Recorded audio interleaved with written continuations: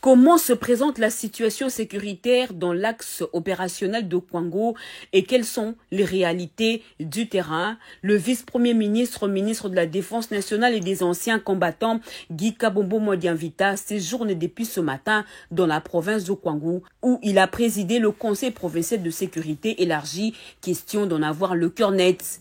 Bien avant ce conseil, le vice-premier ministre, ministre de la Défense nationale, a pris part au briefing organisé par la 11e région militaire, zone des défenses.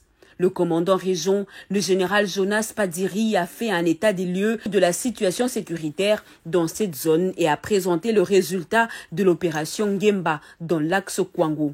Accompagné d'une forte délégation des hauts officiers militaires, du commandant région de la 11e zone de défense et de monsieur le gouverneur de Kwango, le vice-premier ministre, ministre de la Défense nationale, a été accueilli par une foule en liesse, lui témoignant leur encouragement et soutien pour l'éradication définitive de cette milice Mobondo, tout en plaidant pour le retour définitif de la paix dans cette zone. Dernier verrou sécuritaire pour accéder à la ville-province de Kinshasa. Nous avons ici quelques foyers d'insécurité, notamment dans les territoires de Kenge et Popo Kabaka, mais aussi le Kwango partage plus de 1200 km de frontières avec l'Angola.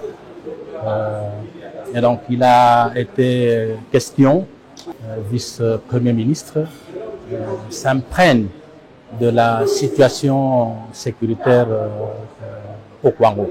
Et c'est ce que nous venons de lui expliquer au cours de cette réunion du comité provincial de sécurité.